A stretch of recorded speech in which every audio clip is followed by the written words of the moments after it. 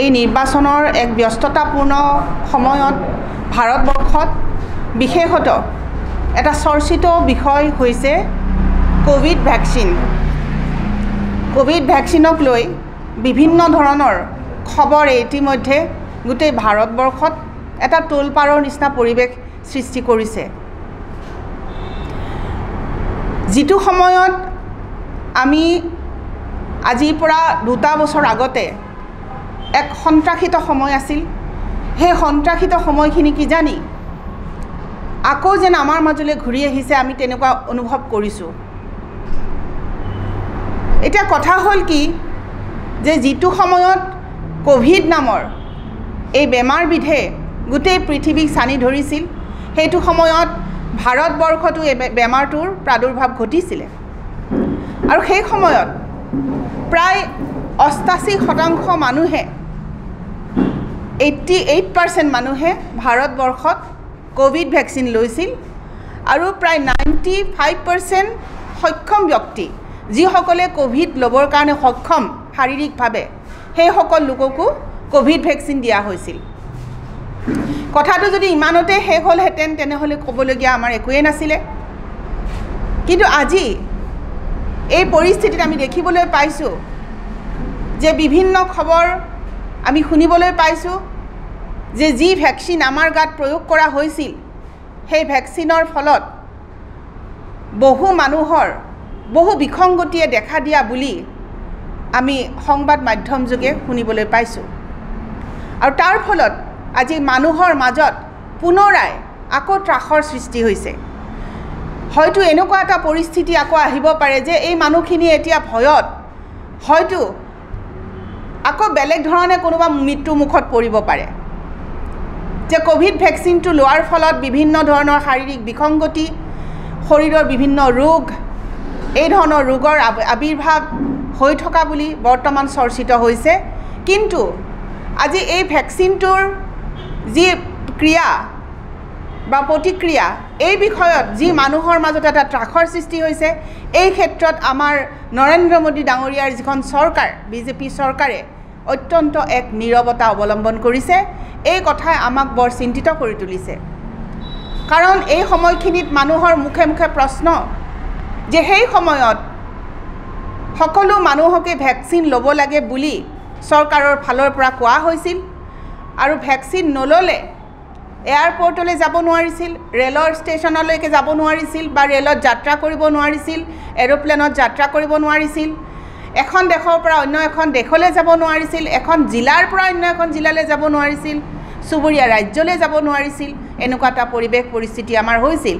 আৰু চাৰ্টিফিকেটখন নহ'লে বা ভ্যাকচিন লোৱাৰ তাৰিখ নহ'লে, আমি দেখুৱাব নোৱাৰিলে আমাক ক'লৈকে যাবলৈ দিয়া নহৈছিল। অন্য হাতেদি যিসকল ব্যক্তিয়ে ভয় খাইছিলে ভ্যাকচিন ল'বলৈ, সেই সকল ব্যক্তিক ধৰি আনি আমি সংবাদ মাধ্যমৰ যোগে দেখিছিলোঁ যে মাৰপিট পৰ্যন্ত কৰা হৈছিলে, ৰ'দত বহুৱাই থোৱা হৈছিলে, বিভিন্ন ধৰণৰ ভয় দেখুৱাই, ভাবুকি দেখুৱাই তেওঁলোকে ভ্যাকচিন ল'বলৈ বাধ্য কৰাইছিল বা ভ্যাকচিন দিছিলে। কিন্তু সেইখিনিতে কথাখিনি শেষ নহ'লগৈ। এতিয়া আকৌ নতুন এটা পৰিৱেশ সৃষ্টি হৈছে যে যিবিধ ভ্যাকচিন আমাৰ শৰীৰত প্ৰয়োগ কৰা হ'ল, দুবিধ আছিলে, কোভাক্সিন আৰু কোভিচিল্ড। এই কোভাক্সিন আৰু কোভিচিল্ডক লৈ পেলাই এতিয়া সাংঘাতিক ধৰণে এটা বিতৰ্ক সৃষ্টি হৈছে। এই ক্ষেত্ৰত আমি চৰকাৰৰ পৰা এটা স্পষ্ট তেওঁলোকৰ এটা মতামত বিচাৰিছোঁ যে এই যে কোভিচিল্ডক লৈ যিটো এটা প্ৰচাৰ হৈ আছে, এই প্ৰচাৰটো প্ৰকৃততে বাৰু সত্য নেকি? যদি প্ৰকৃততে সত্য নহয় তেনেহ'লে চৰকাৰে এই বিষয়ত কিয় এতিয়ালৈকে মৌনতা অৱলম্বন কৰিছে? যিটো সময়ত ভ্যাকচিন নলওঁতে চৰকাৰে মানুহক ভ্যাকচিন ল'বলৈ প্ৰধানমন্ত্ৰী নৰেন্দ্ৰ মোদী ডাঙৰীয়াই টেলিভিশ্যনৰ যোগেৰে সমগ্ৰ ভাৰতবাসী ৰাইজক অনুৰোধ জনাইছিলে ভ্যাকচিন ল'বলৈ, কিন্তু আজি যেতিয়া মানুহখিনি ভয় খাইছে তেতিয়া তেওঁলোকে নীৰৱতা অৱলম্বন কৰিছে। ইয়াৰ অন্তৰালত কি কথা আছে সেই কথা আমি আম আদমি পাৰ্টীয়ে এই সংবাদমেলৰ যোগেৰে সমগ্ৰ ভাৰতবাসী, সমগ্ৰ অসমবাসী আমি জানিবলৈ বিচাৰিছোঁ যে প্ৰকৃততে যদি কোভিচিল্ডৰ লগত কিবা তেনেকুৱা ধৰণৰ কথা জড়িত হৈ আছে তেনেহ'লে সেই কথা চৰকাৰৰ তৰফ আমি এটাই জাষ্ট ক্লিয়াৰিফিকেশ্যন বিচাৰিছিলোঁ যে যিটো সময়ত যেতিয়া পেনিক সময় আছিলে ৰাইজৰ মাজত যেতিয়া ইমান পেনিক আছিলে যে ভেকচিন নোলোৱাকৈ মানুহ ওলাব পৰা নাছিলে গভৰ্ণমেণ্টে ইমান ধুনীয়া তৎপৰতা দেখাইছিলে মানুহক সহযোগ কৰিছিলে পাব্লিকে ভাল পাইছিলে যে হয় আমাৰ জীৱনটো বচাবলৈ চৰকাৰে ইমানখিনি কৰি আছে সবকে ভেকচিন দি আছে য'ত 95% ইলিজিবল মানুহৰ 88% মানুহে ভেকচিন লৈছে আজি 88% মানুহ আপুনি 80 কৰোৰৰ ওচৰত মানুহ যেতিয়া ভেকচিন লৈছে গোটেই মানুহখিনি এতিয়া নিজকে